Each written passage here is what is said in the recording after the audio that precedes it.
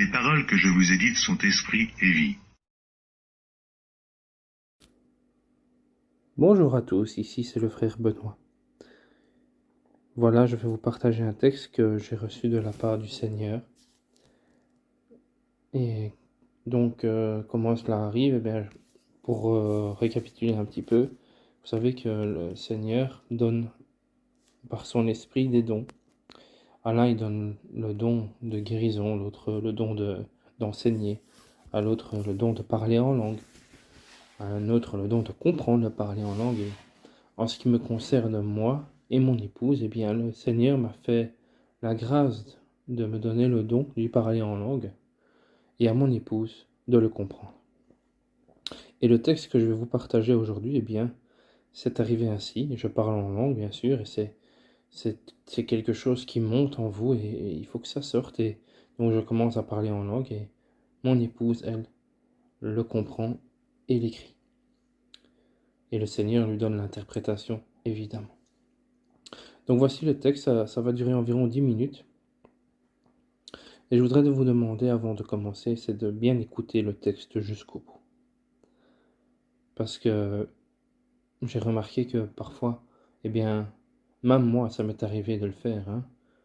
Donc c'est qu'on a tendance parfois à écouter quelqu'un prêcher, que ce soit un homme ou une femme, ça n'a pas d'importance. Que ce soit un homme ou une femme, donc, mais on n'écoute pas la parole qu'il dit jusqu'au bout. Et du coup, ben, on se fait une fausse pensée sur cette personne.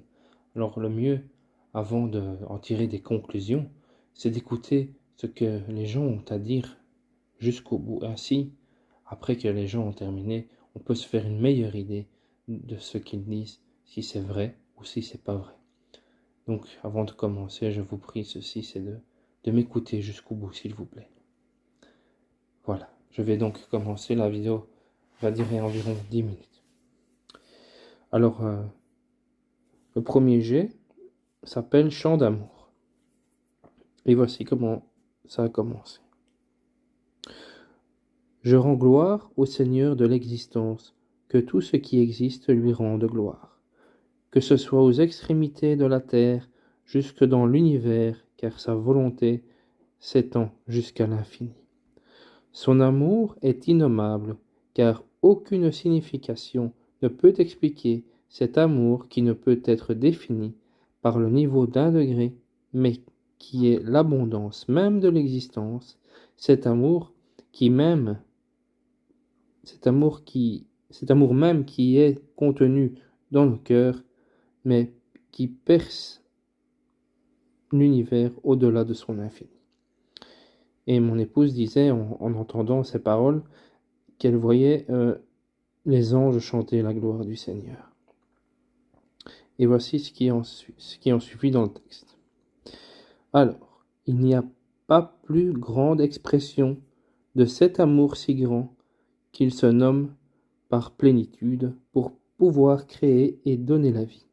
Un amour tellement grand que nos connaissances ne peuvent pas en contenir son niveau d'intensité, et c'est parce qu'il est plus fort que tout ce qu'il sait, parce qu'il est plus fort que tout, qu'il s'est multiplié par amour pour donner naissance à la vie. Rien d'autre n'existe, toute autre chose est éphémère. À la naissance, c'est l'amour. À la naissance, cet amour se concentre entièrement sur vous et dans le ciel, vous demeurez dans l'amour. C'est cette plénitude, cette lumière condensée sur vous qui vous rend entier avec votre Père.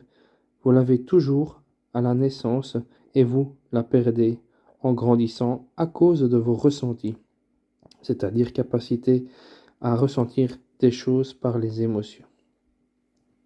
C'est la douleur des sensations qui provoquent des mauvaises émotions et en tout genre qui vous pèsent. En vérité, si votre cœur pouvait être libéré de la douleur qui l'a affecté depuis le premier jour où vous avez ressenti le mal sur cette terre, que ce soit par une petite égratignure ou autre, alors vous retrouverez cette lumière qui fait partie de vous et que vous avez résorbée à chaque fois que quelqu'un vous a mal, vous a mal, vous a touché, pardon.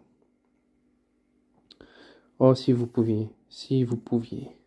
Oh, si vous pouviez oublier toutes ces choses dont vous avez pris connaissance sur cette terre lorsque vous avez commencé à prendre conscience de votre état physique, alors votre âme ne serait pas atteinte des choses que vous avez vues et vos pensées ne seraient pas altérées, elles ne seraient pas dirigées ou alimentées par des choses futiles de ce monde.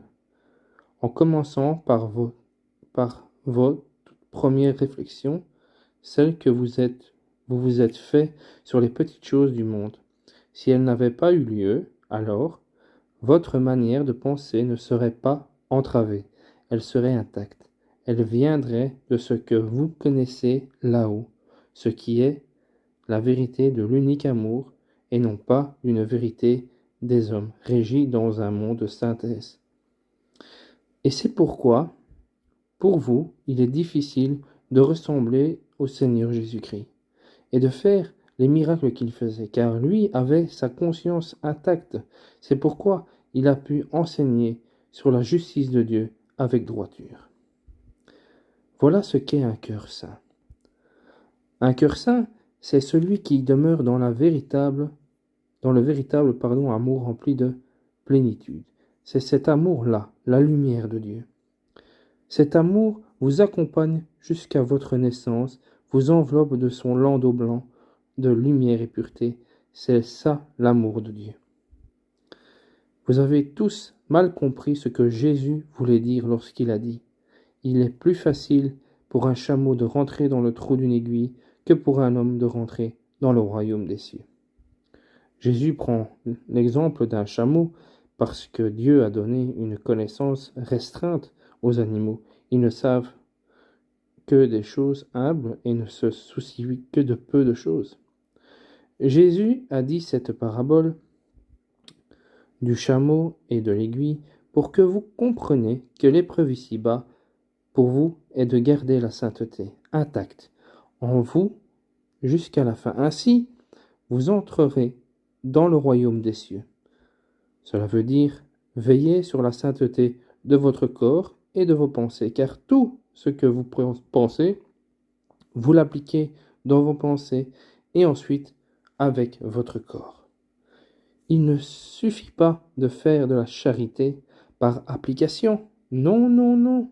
Cela veut dire qu'il faut en ressentir le besoin pour soulager la peine de l'autre.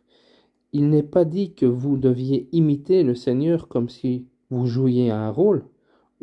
On vous a simplement demandé de devenir comme le Seigneur Jésus, de lui ressembler et non de l'imiter. La voix disait, dans le parler en langue, la voix disait « Je suis allé rejoindre mon Saint Jésus dans cette magnifique, immense couronne emballée de lumière, mais pas une lumière que vous connaissez. Elle n'est semblable en rien à celle que vous avez vue. Elle n'est qu'une pâle copie atténuée, désintégrée de sa nature véritable. Les hommes l'ont salie, en ont fait une terne affiche qui ne ressemble qu'à un dessin en noir et blanc. Même le dessin de noir et de blanc peut exprimer la grandeur, mais celle que vous voyez est étouffée par votre égocentrisme. Ô pauvre frère, ô pauvre sœur, pauvre monde qui ne ressemble plus à rien, pauvre monde qui est semblable à une affiche trempée d'eau qui dégouline et se désintègre. Écoutez attentivement bien que ce n'est que votre âme qui va au royaume des cieux, c'est-à-dire le paradis.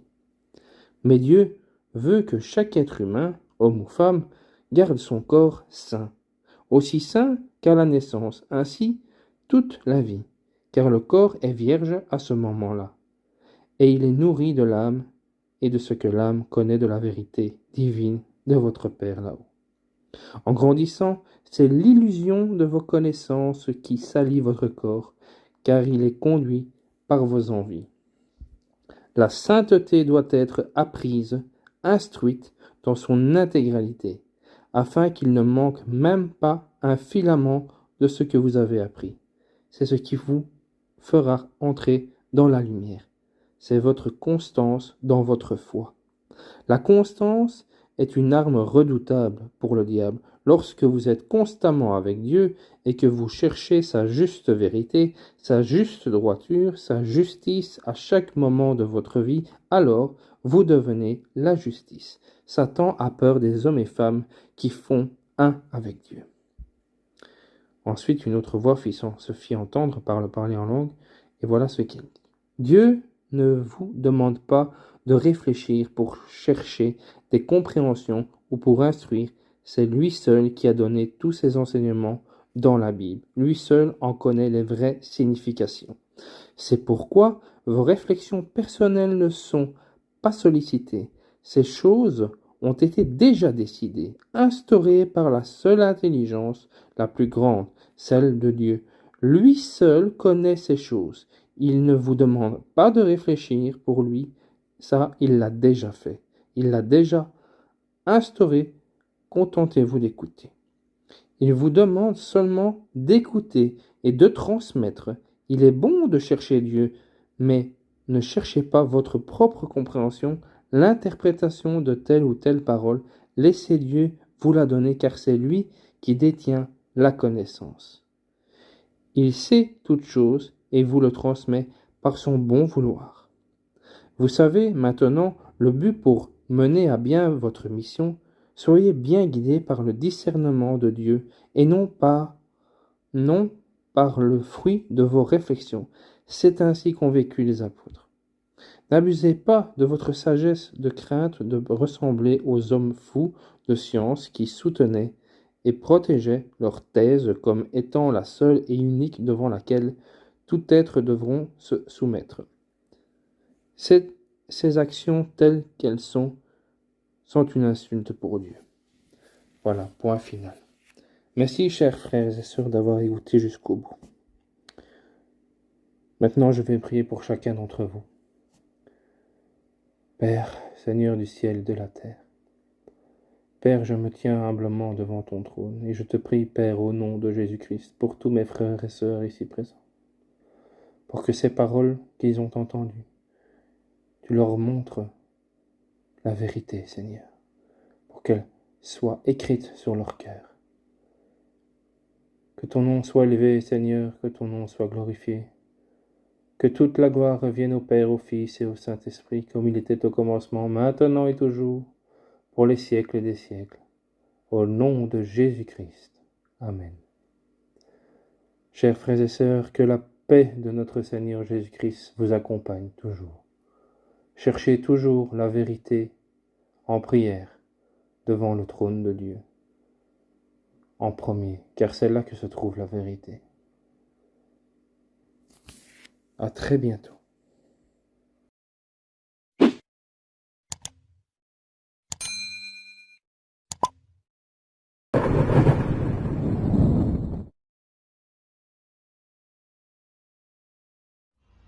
Les paroles que je vous ai dites sont esprit et vie.